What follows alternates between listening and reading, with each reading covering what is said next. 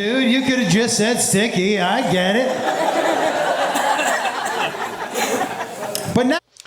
Yeah, this feels like when a friend brings you to a party with his like other friend group and like you don't know anyone there except your one friend, and like everyone keeps telling you that like the guy's house that we're going to is the funniest guy in the world, and you get there and it's just like a drunk dude doing this. I'm like, God damn it. Yeah. It's the Stand-Up Teardown, conducting comedy autopsies. The Stand-Up Teardown now.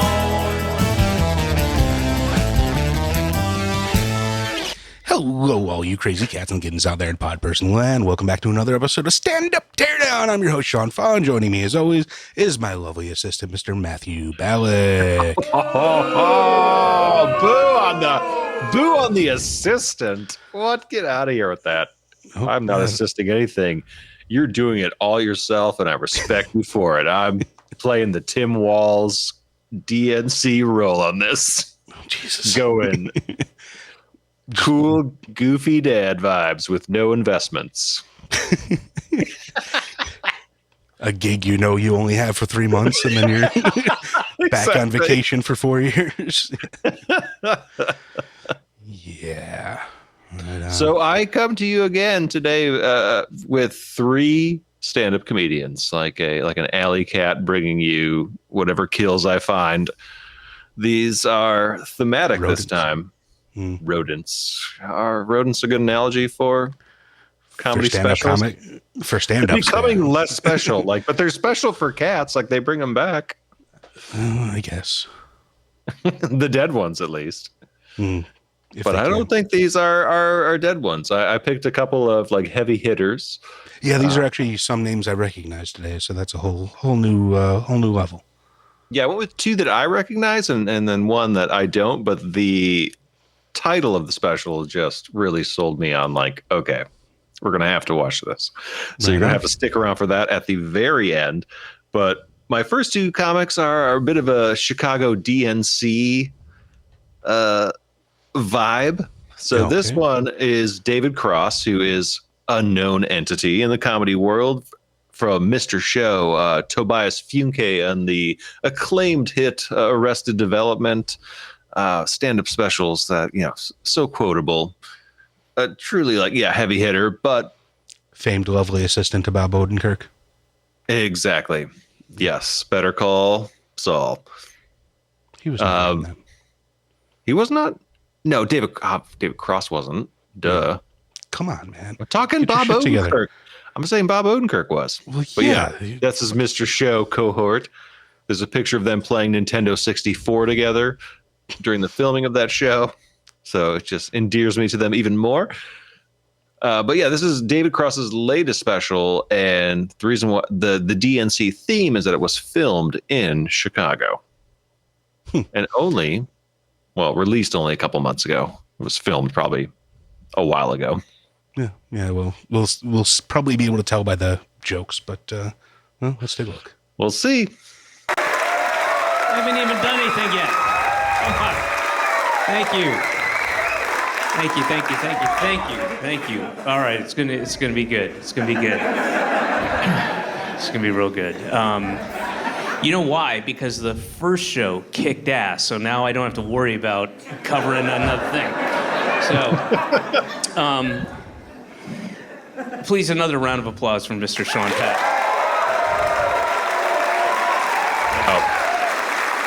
Whoever brought him on. What's that? That's whoever brought him on. Yeah, he wasn't clapping for me. No. You're the worst segue in the whole fucking world. So I was here back in 2001, a long time ago. Didn't have a kid then, but I do have a kid now. He's got a kid now? That's the thing. The name of the special is Worst Daddy in the World.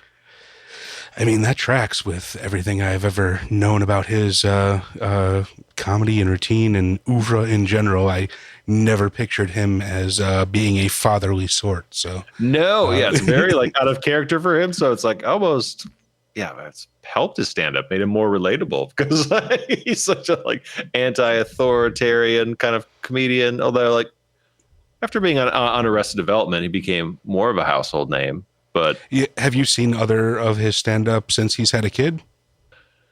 no, well, Okay, so you don't know what you're talking about then. I know exactly. Well, I've heard him on so many podcasts as well.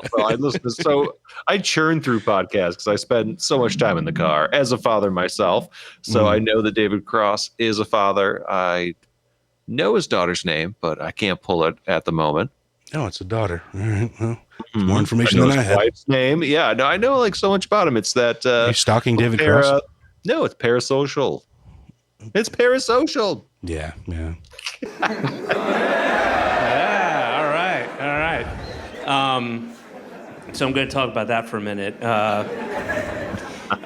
I do. I have a daughter who 6 years old, just turned 6, and Called it. 6. Wow. And Pandemic, I guess. let me tell you something. That kid is Hey, 6 going on 7, if you know what I mean. You know.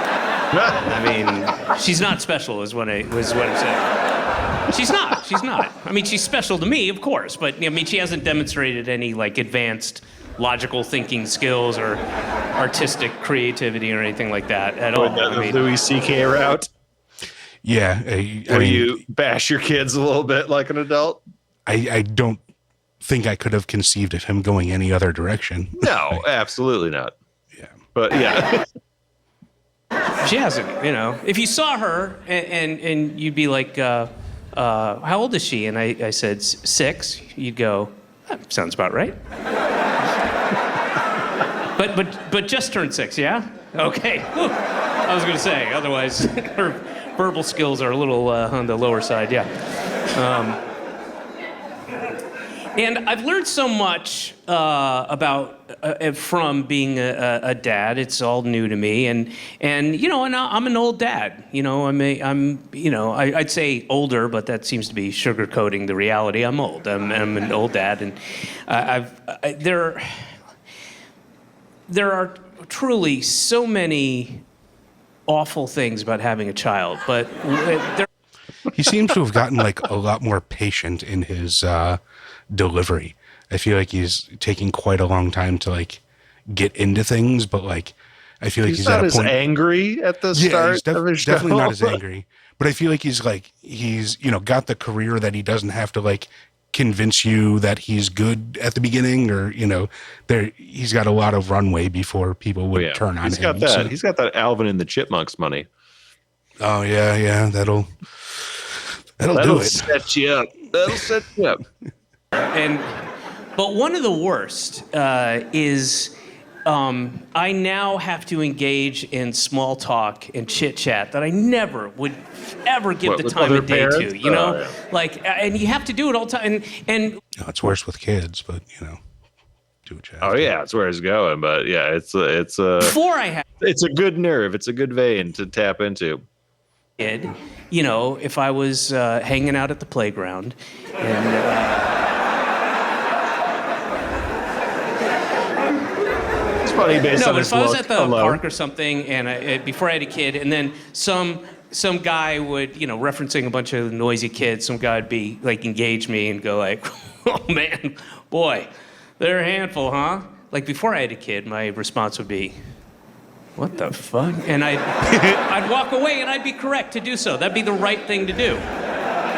But now I have to engage with that person because, you know, that's a potential play date. And you have to have as many potential play dates in your back pocket as possible because it is inevitable that at some point my wife will be out of town and I will wake up still, I mean, not even hungover, just drunk. I'll be drunk. I will, you know, clinically be drunk, and I'm gonna have to put that kid somewhere for an hour just to take a shit, you know, and so I have to talk to that person now, and I have to, you know, be nice and all that, and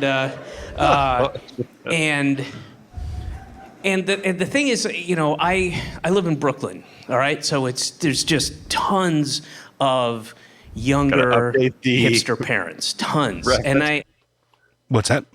No, so we got to update the profile for location on David Cross, Brooklyn. Oh, yeah. I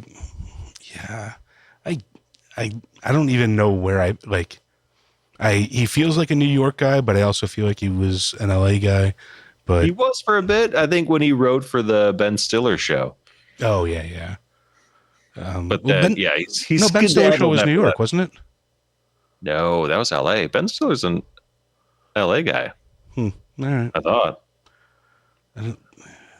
That whole crew just feels very New York to me, like that Janine Garofalo fucking. That's true. You know, it just has that like New York has that like edge to it, where like LA has that like lackadaisical airheadedness to it. Like there's a different style of comedy on each of the coasts, but yeah, that biting edge is much more I associate with New York anyway. But you know, That makes sense. It also makes me think we should start like an Andy Dick tracker. Where is he at? Oh, Jesus. The problem with that is that if he catches wind, what lawsuits are in progress right now with that? I think like the problem is that like when Andy Dick finds out that anyone's interested in him, he just keeps showing up. So like he'll just, you know, start knocking on the door and, you know, want to hang out. And I don't know if I could handle hanging out with Andy Dick. Maybe 20 years ago, but Jesus Christ. Can't stand him. And I didn't like him when I was part of that scene. And you know, and I really don't like it. So I'll be at the playground, you know, with my daughter, and this guy will roll up, and this guy, you know, they're like the kind of guy who's got the those bright orange like longshoreman hat, knit woolly hats, but then they roll it all the way up. You know what I mean? Like they roll it that's too rolled up. It's not even over your ears. It's not doing the one single thing a hat is fucking made for. You're not, and you're bald, and so now it's just like a pasty for your head. I don't understand. And so, like, a guy with that hat, and then, you know, one of those, like, 23 skidoo mustaches, and like a full sleeve of, like, you know, retro toasters or some shit like that.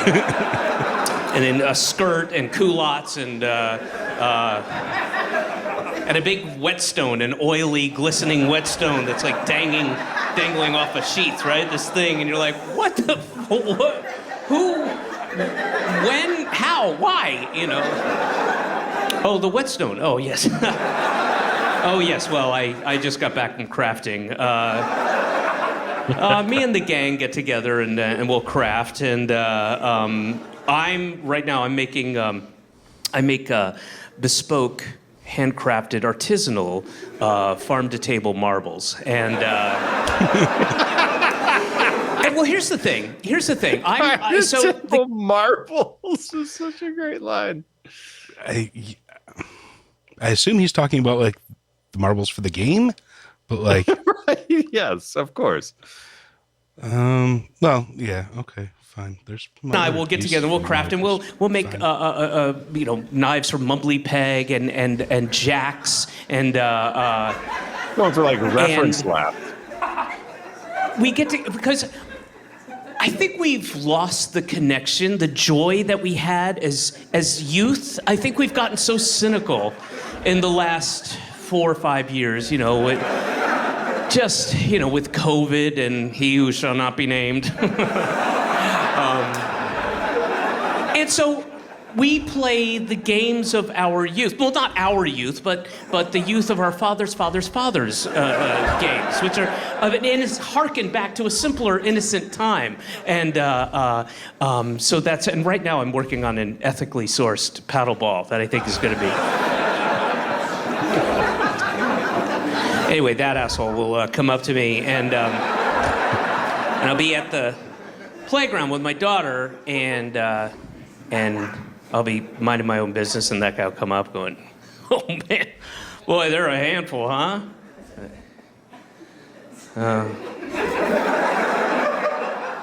Yeah. So it's been a while since I've watched any David Cross, but I feel like he's gotten a lot like less joke oriented and more like performance oriented. Like these aren't necessarily jokes, but it's like descriptive comedy. I don't even know what you'd call it. Like it's not like a story, but it's observational, but without like hard punchlines. Just kind of like, I don't know. It's a weird, like, it's still stand-up comedy, but it's just, I don't know. It doesn't. It's a different David Cross vibe from like his like "Shut Up, You Fucking Baby" special, Sure. sort of thing. Like, it doesn't have that like vitriol or like energy behind it as much. But I mean, he's an older dad now, so yeah, he used to have more of like a he's Lewis bringing. Black energy to him, where he kind of come out like guns a-blazing, Angry, sort of. crazy. Yeah, Yeah. he's still got some like absurdity. Like, I'm definitely like laughing, but part of it is also, it's just like you said, it's the performance aspect of it. I feel like I'm also like a bit anxious for him because he's just like, I don't know, the way he like bops around or like a sentence. Yeah. I feel like I'm still like waiting for him to start, like he's, just kind of, warming up or, warming up the tires or revving the engine here. But like, I feel like we haven't dug in and we're like almost 8 minutes in. So that's, I don't know. He's gotten me some good laughs out of me. I'm enjoying it. He's David Cross. He can't he hasn't fallen that far, but no. It's not what I expected from him at this point. But then again, I didn't know he had a kid, and so that changes everything. That for me is interesting because like I've been sort of like seeing David Cross as a guest on podcasts and other specials like over the years. So it's sort of like for me, it's seeing him in the mirror every day versus like, holy shit, it's been 10 years. What's going on? I feel like I haven't like heard from him in quite some time. So this is a new introduction to him for me. But. Yeah. Well, let's pivot to our next comic, if you don't mind. Okay. Well, we can. Like we're gonna keep it very visually similar because it's also a bald bearded comic. But this one was not filmed in Chicago. I think it was filmed in Milwaukee, where the RNC happened. This is Algonquin for the good land. Yeah, exactly. This is comedian Kyle Kinane. I am blanking on the name of the special, but Kyle Kinane is a Dirt Nap. Yeah, I first saw Kyle Kinane at like an open mic I did in Chicago when he was like a known entity. He's always had this like gravelly voice. Was the voice of Comedy Central, I think, most of the 90s, like after Penn Jillette. So he's got that. Before David Tell, gravel. I think. David Tell wasn't the voice. I guess maybe a little bit like in interstitials. Yeah. During the Insomniac years. Yeah. But pretty sure Dennis Leary was before all of them. But no, he was the voice of MTV. Never mind. Yeah, get out of here with that. Sorry, Jesus. No. But this is Kyle Kinane. Like, I know him as a Chicago comic. He's like, I think born and raised in like Addison, Illinois. So, but he's kind of like Chicago David Cross, if Addison's you will. where they got that spike of the cars, right? Yeah, I think also like where Wayne's World was Mostly, based out of. Yeah. Aurora, but yeah. Aurora, sorry.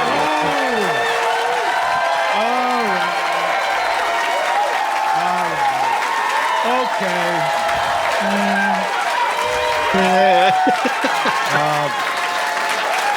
Thank you. All right, let's calm. You don't know the new stuff.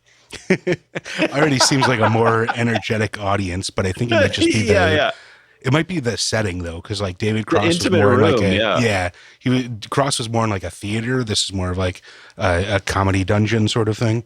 It's already got like a nicer vibe to it. I feel like it's weird how much the audience plays into like the general vibe and oeuvre of the special. Like, a small room just has that like more smally feel to it. It's like a laughter Instapot. It is. You get that cacophony a little bit sooner. Yeah. Calm down. Super racist nowadays. So you do not know what you signed on for. It's better than having a kid. Thank you guys very much for being here. This is a delight. I appreciate you. Thank you.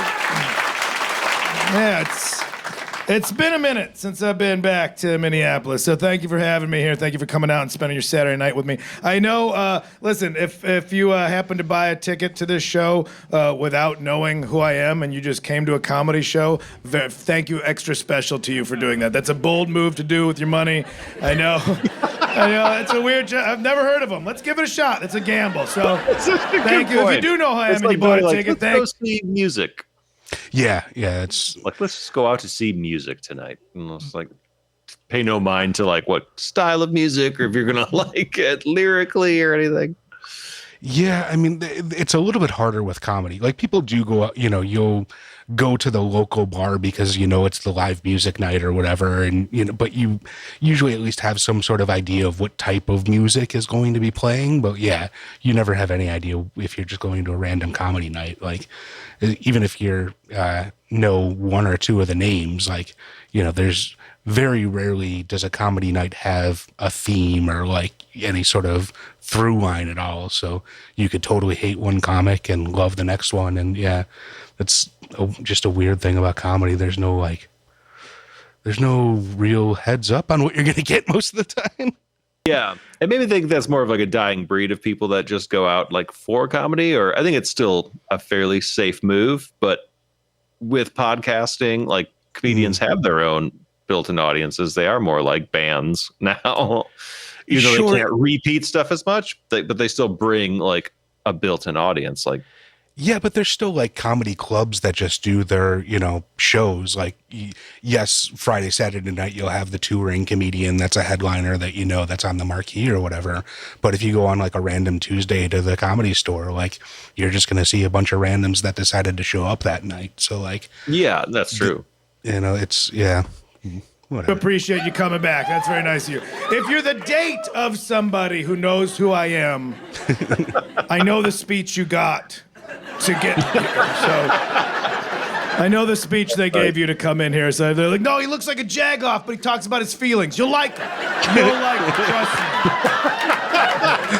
me. Already setting expectations. No, so it looks nice. like he uses the word tyranny in casual conversation. He's not like that at all. He's not like that at all.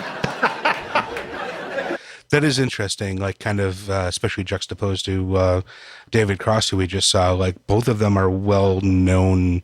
Kyle Kinane's probably not as well known as David. I think Cross, I used the word like, entities. Yeah, they're both established entities, and like they have Wikipedia, pages and everything. But Cross didn't really feel the need to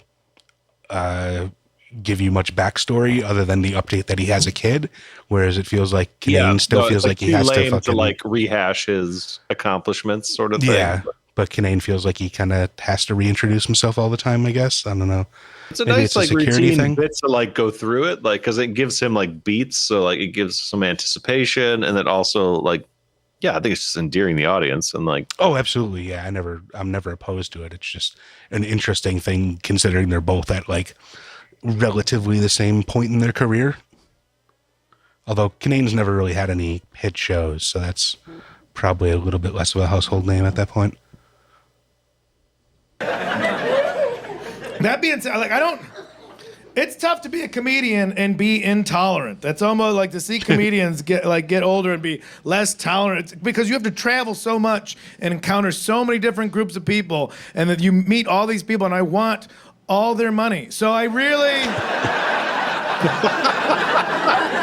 I'm trying to appeal to the masses these days. I'm selling out, baby.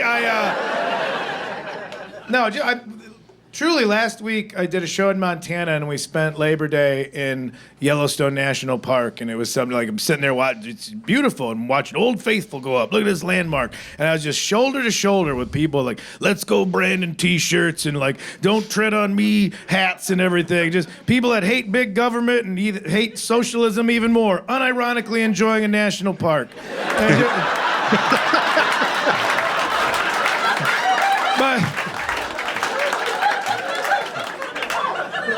But they love America, and they're there to appreciate it. But then a few days later, I was in Eau Claire, Wisconsin. This was Wednesday night. I was in Eau Claire, Wisconsin, a little crunchy college town. And I was having brunch, and at the table next to me, there was two ladies, and the one lady was saying, well, when I do my sermons, I have to use the Bible on a case-by-case basis to determine which pronouns to use for God. And I had a minute where I wanted to lean over and say, optimistically, it'd be they, them, because God's everywhere. But realistically, it's a no, none, because that shit's not real. Get your life together. Oh, yeah. But I couldn't... That was a weird camera move.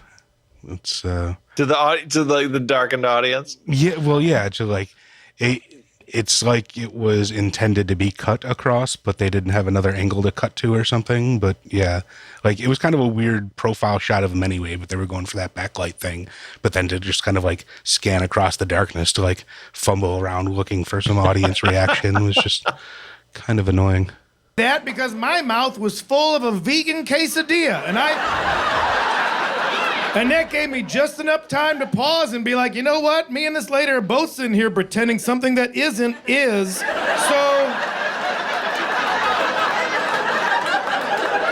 maybe we all need to lighten the fuck up and start saying hi to people more often.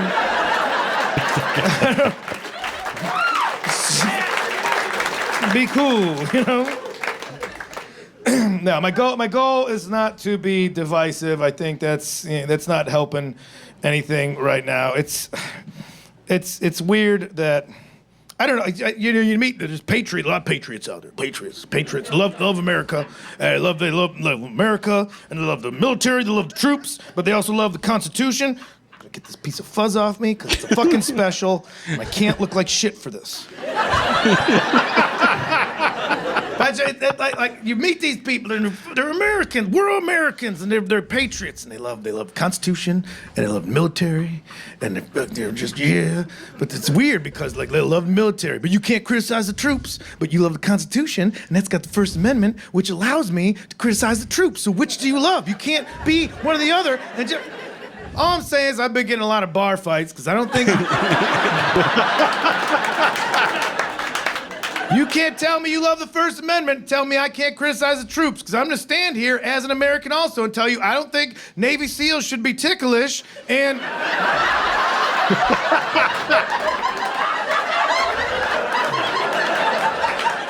And there's always some guy with like a grunt-style t-shirt at the other end of the bar like, why not? It's endearing. No, it's a weakness. And it shouldn't be tolerated. You're telling me these are the best of the best, and all it's going to take is a big feather to get them to spill the beans? It's unacceptable. Unacceptable. Love this false premise argument. Navy SEALs shouldn't be ticklish, and also, you shouldn't qualify for the CIA if you've ever fallen for a surprise party. That's... I feel like these two comedians are kind of like illustrating the difference between that room size, because I feel like Kyle Kinane's style is to kind of have that quicker pace to things, but I feel like the audience is dragging him back. So like because the audience is so close to him, he can't really talk over the laugh, so he has to wait for the laugh to kind of die out. Whereas like David Cross was in like that larger room that like he could have just kept bowling through, but like he was playing it like he was a smaller room, like he was waiting for the laughs or something. Like I don't know, it just feels like I feel like the room size is really playing into these acts quite a bit right now, or at least affecting their performance.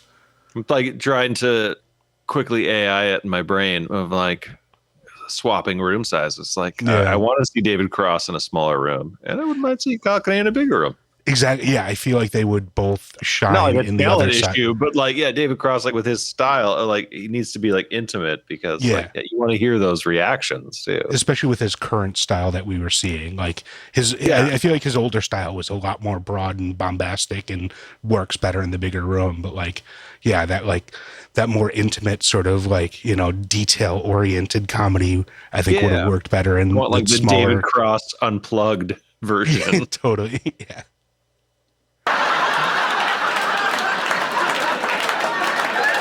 That should just be the test. That should be one of the tests.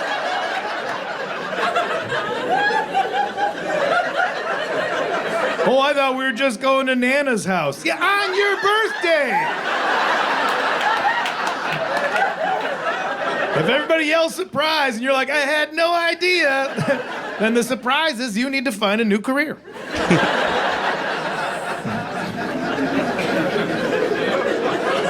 I will say this, politically speaking, I will say this. I think that the last 8 years in this country has really ruined the president's been kidnapped genre of action movie. I will say. Do you know how old this special is? I think it was just released like maybe in the last 6 months or less. Okay, right on. Yeah, that definitely tracks then. That it has deflated my enthusiasm. Man, that was a fun movie 10 years ago. That was fun. Oh, you'd go right to the cinema on Friday. The president's been kidnapped. Oh no, who's gonna save him? Channing Tatum? I hope his shirt doesn't come off. We were excited for those. You can't make that movie now. That movie does not have the steam it once held. The president's been kidnapped. Well, yeah, I mean... It's not good out there. People aren't happy, man. Inflation's out of control. Well, what are the kidnappers asking for? Healthcare? Yeah. Yeah,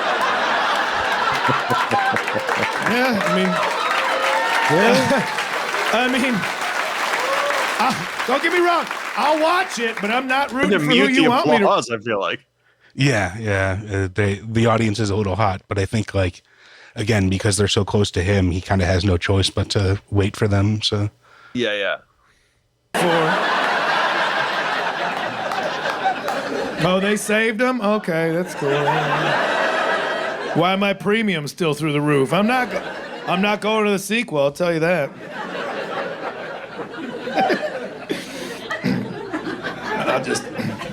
I like all those action movies. I like the president's been kidnapped movies. I like all the action movies are my escape. The world's filled with drama and turmoil and heartbreak. I don't need to go to the movies for that. I can just look outside and be like, ow, it's bad. And so I like action movies because of the escapism. The dumber, the better. That's how it's plot holes, explosions that don't make sense. Give it to me. Why are you in space? Nobody asked. All right, fine. The only thing that can truly take me out of an action movie and really just destroy my suspension of disbelief is when the main action hero, when the star, like main guy, right when he does all the action, right after it's like when his penis just works.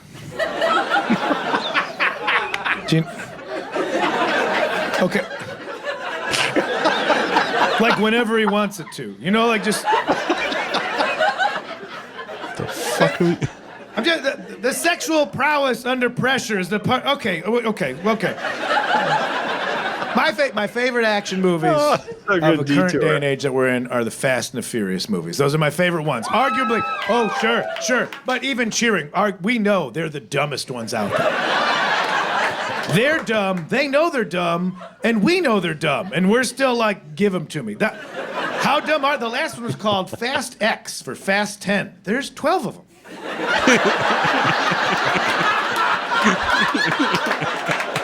They're like, it's Fast 10. Like, aren't there 12? They're like, shut up, dummy. I'm like, yeah, okay, fine, it's fine.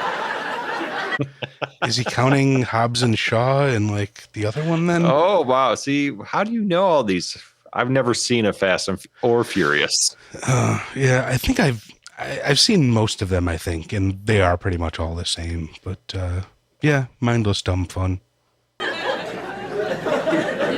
the guys that die in one just show back up. They don't even say why. They're just like, hey, they're like, oh, I thought you. Yeah.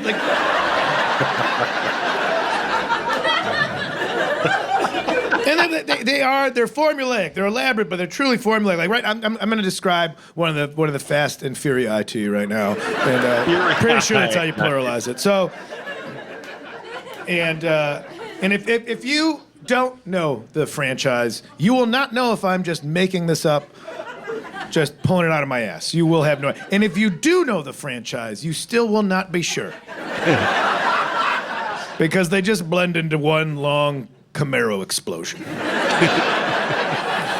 But say we'll choose anyone from like in the middle. So let's say like 3 to 8. Let's say anywhere in there. You never know what it's going to be. They've already done their first heist. They've established themselves. They've got their millions. You know, this rapscallion crew of Honda Civic jockeys. They've made a few bucks and now they're in different parts of the world, just enjoying their life. We really did it. Nothing can go wrong now. And that's when just a representative from the U.S. government comes in like, we need this crack team of DVD player thieves. When that was relevant, we're the USA, strongest military in the world. Never mind about the Navy SEALs, but we're the strongest military in the world. Nice callback.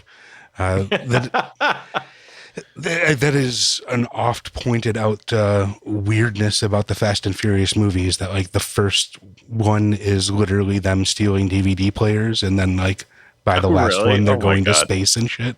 Yeah, it's Oh my fucking God. nuts. They just keep escalating. Part of the training now, we let puppies lick their toes, and if they crack, they're out. But right now, outside of the best, strongest, big dick military in the world, none of them know how to drive manual. So we really need you guys. We need you, bunch of Corona sipping degenerates, to help us out. What had happened? Just a group of international terrorists. It's international now. They can't be from a country because that's problematic. But it's still terrorism, but it's very diverse. Who are these terrorists? I don't know. That guy's Cuban. I think he's gay. Whatever. They're all over the place. They're all over the place now. They've stolen the nuclear codes. It's always the codes. It's never the bots, the codes. Apparently somebody's just writing them down in a notebook and just leaving them in a backpack at Starbucks. They always get the codes. It's just somebody like, all right, I got my keys, I got my wallet, chapstick. Oh, my JanSport full of nuclear codes. I can't believe I left it on the bus. So, the terrorists have stolen nuclear codes. They've hidden them in a Lamborghini. That's right, hide something. They've hidden them in a Lamborghini. Tastefully colored. No, it's orange. Bright orange. Bright orange Lamborghini. And they've stashed it on top of the bad guy's skyscraper. That's where I'd put it. You can't put it in the garage. It'll get scratched. So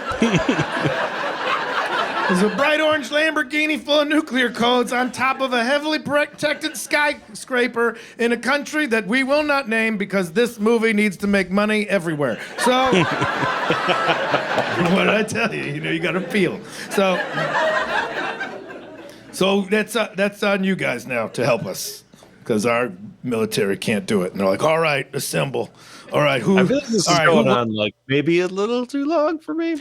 Yeah. It's going on too long for me. I don't know that there's no maybe there. It's going on too long for me. Yeah, but that's a lot of Fast and Furious material. Like he's literally just describing the entire fucking movie, like point for point. I mean, it's, I feel like he's milking this one for time a bit because it's like, all right, I'm on, but like, what's the twist? You know, what's the turn here? Yeah. I mean, like I said, Or why I care about this one. Literally just describing the movie, and yes, it's ridiculous, but Yeah, like we've seen Like the movie. easy target. So like we know they're bad, but like, and you set that up. So I'm like, all right, where's like the insight? Yeah, the insight you're gathering. I think he's getting there, but maybe it's like a bit too much like punch up add-ons or whatever. Yeah. I'm just starting to lose steam on it. Totally. Should we move on or give him another minute? I say we should move on because I'm super excited about this last comic, which I believe is named Josh Wolf. And this is the one where it breaks the mold of the bald and bearded comedians we've seen thus far. It also breaks the mold of I've never seen this comedian in my life. And I think they're more of an improviser. But this particular special is called, as I pull it up, which I can't because Doing comedy while high on mushrooms. which I think is quite Do I literal. have water? Oh, this right here. This right here. Okay, okay. Yep. Yep. I knew I left it up here somewhere. Good foreshadowing. Indeed. Yeah, I forgot how to do that for a second. I'm gonna take a break. Drinking out of the water bottle.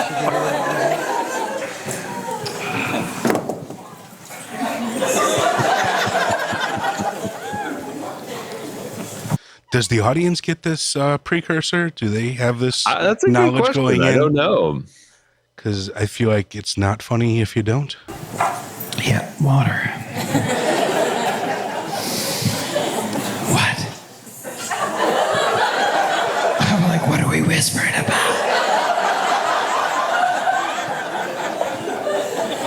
Does anybody have any questions? Oh, I do. Is this going to be like Where's- being the only sober person at a party or something? Or you have to listen to drunk people like cackle at stuff that's like mid-level funny? Yeah, this one might be painful, but it might This be is experimental, but indeed. I'm hoping it like breaks the mold. Like this is a bold move to be like, I feel like he's not the first comedian to do his act high. That's well, clearly, but to advertise it in such a way, like, is this even legal? I guess if it's in depends like, on what state, I think. yeah. Guitar, it's in back. I did, so on mushroom shows, I don't bring the guitar out because I'm never sure if I can play it or not. But I feel normally pretty a good guitar tonight, so player. Yeah, and it's just from that, it sounds like this is an audience that already knows who he is and what his deal is. So Yeah, and this is a mushroom show, which is Yeah, like yeah. something he does. How fun! How fun! He can write this off on his taxes. I'll play a couple of those. I do feel pretty toasty though. Take my jacket off. No.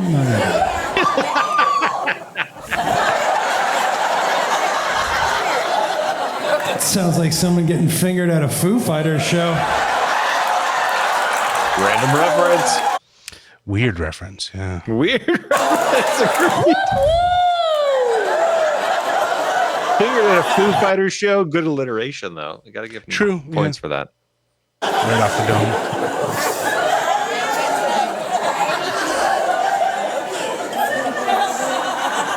Foo Fighters Festival. Not a thing. Nice punch up. Yeah. I think a Foo Fighters festival has nothing to There do wouldn't with be the a whole band. festival. Yeah, no. I was trying to think of another word like for a music show. It starts with F. I think that's just an alien convention. What do we want to talk about? Okay. Yeah. Oh shit. Fuck yeah. Will you tell the story of your first ever live show?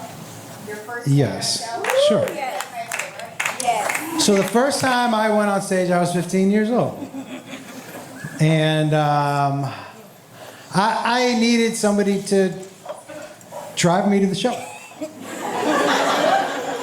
So my parents drove me. They were so proud. You know, my mom had one of those, not just one, but like probably 30 of, you know, those zoop, zoop, click. The old-timey, the camera, zoop, zoop, click, right? And every 2 seconds, I just hear zoop, zoop, click. I'm like, okay, we're just driving over, you know? But I get there, and I can't ever remember being that nervous in my entire life about anything. I know that because I remember my knees shaking. Yeah, like, and I remember my dad saying to me, hey, you don't gotta do this. And I was like, my name's on the list. I said, we're here. I mean, just, honestly, my whole thing was like, what's the worst thing that could happen? I suck? I'm gonna suck. After that, what's the worst thing that happened? So I was like, yeah, I'm gonna fucking do it. So I go up, and I want you to know what I was wearing that night. was wearing acid wash jeans. They were tucked into some white high-top pony sneakers, for those of you who remember ponies. Yeah, I'm wondering if this Another is reference live. Yeah, but is this like an established bit that he has? Like, since it was a story that was I asked don't know. for? Like, Is this like Bert Kreischer, the Machine story? Yeah. Where it's like, I feel like it can't compare to the Machine story. Like, where it's okay, but it's no Machine story. Jeez. Can't make a movie out of it. I had a fucking fresh mullet. And I was wearing a mesh shirt. It was the 80s. And I had a thick fucking silver chain. And I walk on stage. My mom and dad are right here. My mom was zip, zip, click. Zip, zip, click. And I said, hey, everybody, I'm Josh. I'm 15 years old. Super nervous to be here. My mom and dad are here. This is the first fucking time I'll be able to fucking swear in front of my cocksucking mom.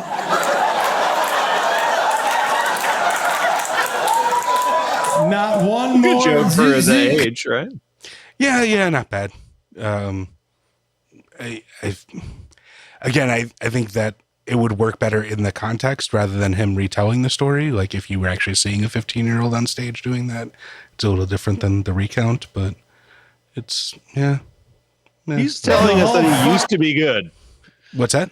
He's telling us that he used to be good. Yeah. Before the drugs. Hopefully, yeah. I'm waiting for some of that to come through again. Like, I feel like this is one of those guys that you, like, if you listen to his podcast every week or something, they're like, you already have that parasocial relationship. Like, this is a lot more fun of a show, but that might be like part of the allure of it, where it's just like, I love this guy. Like, oh shit, he's doing a special on mushrooms. Like, no one's ever done that. And so, yeah, they're just like, they're primed to like his bits. They know his stories. Like, yeah, there's Q&A going on. Yeah. There's people asking for specific shit. Yeah. I assume he's got a podcast or something.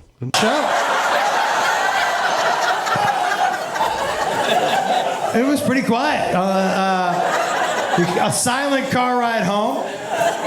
My dad got out the car. He goes, "You're going to have to find your own ride next time." And I was like, "Yeah, I got you." Yep. I will tell you something, though. So that was the whole story? Wow. Yeah. I was like, wait, oh no. I'm also just like getting distracted because I'm like, maybe we need to do like a total pivot on this show and we do some actual full specials where you're just on mushrooms and I show you stand up. It might be a better show. It'd probably be a lot more boring show, actually. Just drooling and staring at a monitor more so than I already do. She comes every show with TikTokable. What's that? Way more TikTokable. If the drool glistens properly and sparkles right, we might have something there. Editing, we can have some of that. Who was that comedian that just all of a sudden sparkled in the middle of his fucking show? That was weird. Yeah, no, interesting choice. This is also interesting, like more of a novelty special. Like, I don't know how long I'm going to be able to hang on to this one, but let's see his next premise. Yeah. Where we go. Fake laughs and I am intentionally extra dirty at my shows with her because I know she's gonna laugh no matter what I say, and I get such weird pleasure out of watching her laugh at shit that she hates.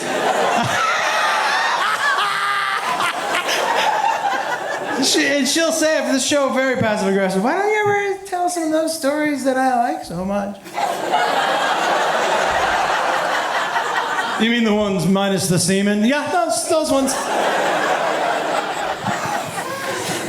All right. Any other? This is like watching like a very intense version of Jimmy Fallon in terms of the laughing at stuff. It's maybe I'm not coming in with enough background on this improviser performer because he seems to be beloved. Like. And he's comfortable enough to like get high on stage in front of this crowd. So he's like, he feels supported. I'm almost jealous of him. Yeah, true. But it's all energy and no craft at this point. Like so far it was, It's a the stunt requested of it, story. which is So interesting. what's that? The stunt of it is interesting for Yeah, sure, yeah. but it's like the payoff is maybe not as good. Like, yeah, we'll see. I want to give him a little more time because it's so unique, but Yeah. again, there's not much stand up to tear down. I mean, there's a reason you're not like, man. Yeah.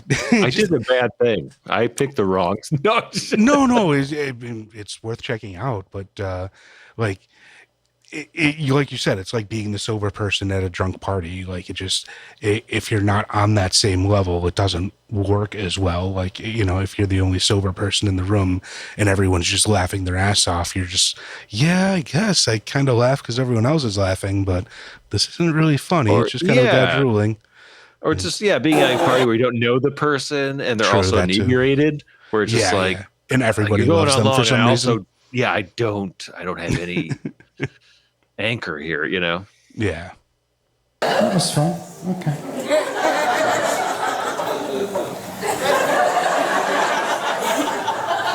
Kind of a callback with his ability to drink water. The kilt guy? He actually, there was a dude who, she's referring to a guy, came to one of my shows and sat right where you're sitting, and he was wearing a kilt. Yeah, he actually came back to... Cool story, bro. He came back to a second show in the kilt. So what happened was, everybody's heard this story? Oh, okay, cool. What? There's this dude sitting right here. Yeah, I mean, well, obviously very different personality types, but it reminds me of listening to like Adam Carolla. Like, I've been a listener of his show for a really long time, but like at a certain point, he's just telling the same stories over and over again. And, once you've heard those stories, like, unless there's something new or something, changed about it, or even like just telling it to someone else, I guess helps. But like, yeah, you can only hear the same stories so many times, but these people seem to fucking want that. So I don't really, it's a weird thing. I feel like the concept was the closer for me. Like, like they got the biggest laugh was the concept. Like, oh shit, he's doing it. And now I'm like, now that I know it's happened, I don't need to sit through it. Well, yeah, the other thing is that one of those opening title screens or whatever says that, like, the mushrooms kick in at like 10 minutes That's in true. or something. Yeah, so it's got like a nice ticking time bomb aspect going on, like, which is very unique. Like, I love the performance aspect of it. And that's a nice setup for it, at least, to get you to watch at least 10 minutes of it. But Wearing a kilt, and if you're wearing a kilt and sitting in the front row of a comedy show, you want someone to talk to you. Do you know? So I say, what's with the kilt? And he said, I wrestle. And I said, what do you mean? He said, yeah, this was in Dallas. He goes, I wrestle in East Texas, and I'm, he had red hair and shit. And he was like, I do the whole leprechaun thing. I go, oh, that's cool. I said, are you wrestling tonight? And he was like, no. I said, what's with the kilt? And he goes like this. He goes, gets a little sticky down here in Dallas. And I was like, You didn't need to do that, dude. You could have just said sticky. I get it. But now. yeah, this feels like when a friend brings you to a party with his like other friend group, and like you don't know anyone there except your one friend, and like everyone keeps telling you that like the guy's house that we're going to is the funniest guy in the world, and you get there and it's just like a drunk dude doing this. I'm like, God damn it. Yeah, no, that is a good distillation. Like I'm just feeling it. Where it's just like, cool, so is the host. Yeah. Like I said, maybe it really gets going or gets cooking 10 minutes in. Feel free to click on that link and in the little description there and watch the rest of that. Maybe he does get cooking, but I know. I might don't just know like. that I have the patience for seeing that one through. Yeah, I think in my downtime, I'm definitely gonna scroll ahead to see like the explosion moment, like the fireworks show. What happens? I feel like he just kind of like anticlimactic. lays down on stage and starts mumbling into the mic, and everyone just giggles their ass off for 3 hours. Like, Exactly. I can't imagine a mushroom show being entertaining for anyone that's not on mushrooms. Like, Yeah, no, like for me, it was like kudos on the concept, but yeah, like I don't want to spend my time. No, like I'm gonna let AI tear that one down for going forward. I think, yeah, I'll definitely go back to probably both of the previous specials, like probably more so even the Kyle Kinane, because I love his like literal voice and also his comedic voice. yeah, yeah. And he's got a good energy and a good pacing to him and whatnot. Like the David Cross, I'll probably finish watching, but that's not a priority. But just because I've seen everything else he's done, so might as well finish watching that. Also, But shout out, because I've been listening to his podcast, so that's why I'm probably used to his cadence and what David have you. Cross So has a podcast since is working overtime, so I'll give that a plug. Which is, he has some cool guests. Like his podcast with Andy Richter was super funny. I'll do a shout out to, well, they're talking about ridiculous business names that they've seen in their travels for comedy, and it was, I think David Cross's was something like Jest Earrings and More. It's like they had to really expand it. yeah, I think I've seen a couple of clips of his podcast, but I keep forgetting to subscribe and check it out. But It's got some good apps. Good apps. Right on. Bobby Moynihan, also very funny. Well, I guess it all comes down to who was your favorite tonight? I would say overall Kyle Kinane, just because like I think it comes down to his energy, like the room size, like the audience built into the special, like just got me more into it. Yeah. And I loved his like intro, like he just like set up, like got the audience comfortable, was able to like breach a couple of like political topics while also not picking any sides like too hard. So yeah, no, I thought he was like very well done. And he's also like, I don't know, I have a soft spot for him since like I saw him in open mic circuit. Yeah. Yeah. And not a dig against David Cross at all, but like I do find something a little pretentious or assumptive about like walking on stage and assuming everyone already knows who you are and where you're coming from and everything. Like just the humbleness and humility of like reintroducing yourself to the audience, I think is, I don't know, at least a noble thing for a stand-up to do. Like, yeah, maybe more of a Midwest vibe. And yeah, I think Kyle Kinane's Illinois born and raised. Yeah, that would make sense. Right on. But yeah, he's got that punk rock vibe. But yeah, what was your pick again? Yeah, I'm gonna have to go with Kinane as well. Just the energy alone is, the laughs per minute were much higher than anything else. So it Good was, LPMs. Yeah, exactly. I mean, honestly, if we're going like career wise, I'd have to go with David Cross all day. But like just these 10-minute clips that we saw, Kyle Kinane was outshining David Cross's family man fucking new leaf here. Totally agree, and that is bizarre. Yeah, it is scary when we agree on anything comedy related anyway. Yeah. What's the laundry list? How do we get out of here? What do people need to do? They need to they need to subscribe, they need to punch the bell and ring the Smash it. Yeah, preferably. Smash the things, punch the things, hit the buttons, make the comments, send us the emails and the notes, and tell us who you want to see on this show. If you have any feedback Let us know comic Yeah. specials, because I'm just pulling these on YouTube day of. So help us do some research. Give me some things to look up. Like I'd love to hear new comics, new specials. We're keeping them new-ish, but we'll watch some old specials. Yeah. especially if they're comics I've never seen. Absolutely. Yeah. That's what it's all about, man. Find that new shit, find that gold, and make fun of all the other shit that's just totally crap. Yeah. So, fuck it.